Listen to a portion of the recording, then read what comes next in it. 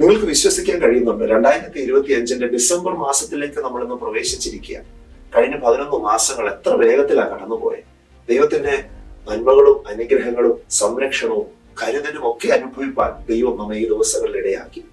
ഇനിയുള്ള ചില ദിവസങ്ങൾ, മണിക്കൂറുകൾ ദൈവത്തിന് നമ്മോടുള്ള വാഗ്ദത്തങ്ങളുടെ നിവൃത്തീകരണം അത് തീർച്ചയായും സംഭവിക്കുമെന്ന് വിശ്വസിച്ചുകൊണ്ട് നമുക്ക് മുന്നേറാം.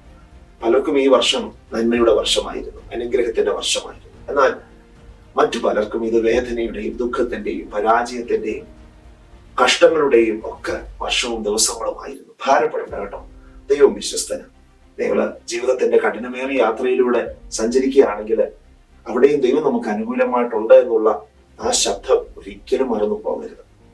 ഈ വർഷം നിങ്ങൾ ജീവിതത്തിൽ അപ്രതീക്ഷിതമായ തിരിച്ചടികളും നഷ്ടങ്ങളും ഒക്കെ നേരിടേണ്ടി വന്നിട്ടുണ്ടെങ്കിൽ, പ്രാർത്ഥിച്ച പ്രാർത്ഥനയ്ക്ക് മറുപടി കിട്ടാതെ ഇന്നും സംശയത്തോടെ വേദനയോടെ ജീവിതത്തെ നോക്കുന്ന ഒരു വ്യക്തിയാണെങ്കിൽ, ഇന്ന് പ്രഭാതത്തിൽ ഞാൻ വായിച്ചൊരു വചനം ഞാൻ നിങ്ങളുടെ ശ്രദ്ധയിലേക്ക് കൊണ്ടുവരാൻ ആഗ്രഹിക്കുക.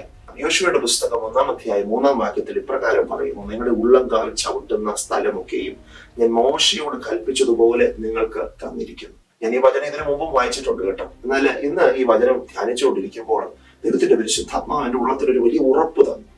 ആ ഉറപ്പിന്റെ കാരണം ഈ വചനത്തിലെ ചില വാക്കുകളുടെ പദപ്രയോഗമാണ്. ഇവിടെ പറയുന്നത്, മോശയോട് കൽപ്പിച്ചതുപോലെ തന്നെ ഞാൻ നിങ്ങൾക്ക് ഈ ദേശം തന്നിരിക്കുന്നു.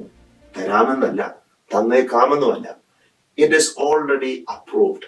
അത് ഞാൻ നിങ്ങൾക്ക് വേണ്ടി പൂർത്തീകരിച്ചിരിക്കുന്നു, അത് നിങ്ങൾക്ക് വേണ്ടി മാറ്റിവെക്കപ്പെട്ടിരിക്കുന്നു എന്നുള്ള അർത്ഥമാണ് ഇവിടെ കാണാൻ കഴിയുന്നത്.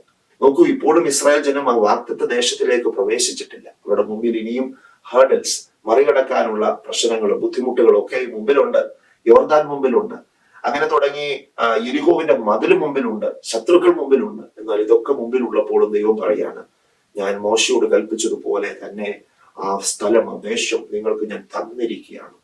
നോക്കൂ, നമ്മളെ കുറിച്ചിട്ടുള്ള ദൈവത്തിന്റെ പദ്ധതികൾ അത് മുൻകൂട്ടി ദൈവം നിർണയിച്ചിരിക്കുന്നു. അതുകൊണ്ട് അതിനെ തിരുത്തി എഴുതുവാനോ അതിനെ മാറ്റുവാനോ ആർക്കും കഴിയില്ല. നിങ്ങൾ വിശ്വസിക്കുക. ദൈവം നിങ്ങളോട് പറഞ്ഞ ഓരോ വാക്കുകളും ഓരോ വാഗ്ദാനങ്ങളും അത് ദൈവം നിവർത്തിച്ചിരിക്കും. ദൈവത്തിന്റെ വാക്കുകൾക്ക് മാറ്റമില്ല കേട്ടോ. ബോഷ്ക്ക് പറയാൻ ദൈവം മനുഷ്യനല്ല എന്ന് വചനം ഓർമ്മിപ്പിക്കുന്നു. അങ്ങനെയാണെങ്കിൽ ഇന്ന് വിശ്വാസത്തോടെ ധൈര്യത്തോടെ ഈ വചനത്തെ ഏറ്റു പറയുക. എന്റെ ദൈവം എനിക്ക് വേണ്ടി പ്രവർത്തിച്ചിരിക്കുന്നു, എന്റെ ദൈവം എനിക്ക് വേണ്ടി അത്ഭുതങ്ങൾ ചെയ്തിരിക്കുന്നു. വിവാഹത്തിന്റെ വിഷയമാണോ, നിങ്ങളുടെ കുടുംബത്തിന്റെ പ്രശ്നങ്ങളാണോ, ജോലി സംബന്ധമായ പണപരമായ ശാരീരികമായ വിഷയങ്ങളാണോ, എന്തുമാകട്ടെ വിശ്വാസത്തിന്റെ വാക്കുകൾ പറ. ദൈവം അത് കൽപ്പിച്ചിരിക്കുന്നു, അതുകൊണ്ട് സംഭവിക്കും. ഈ സന്ദേശം നിങ്ങളെ വിശ്വാസത്തിൽ ഉറപ്പിക്കട്ടെ എന്ന് പ്രാർത്ഥിച്ചുകൊണ്ട് ഞാൻ ഇന്നത്തെ ഈ വാക്കുകളോടെ ചുരുക്കിയാണ്. My God bless you. ദൈവം നിങ്ങളെ ധാരാളമായി അനുഗ്രഹിക്കട്ടെ.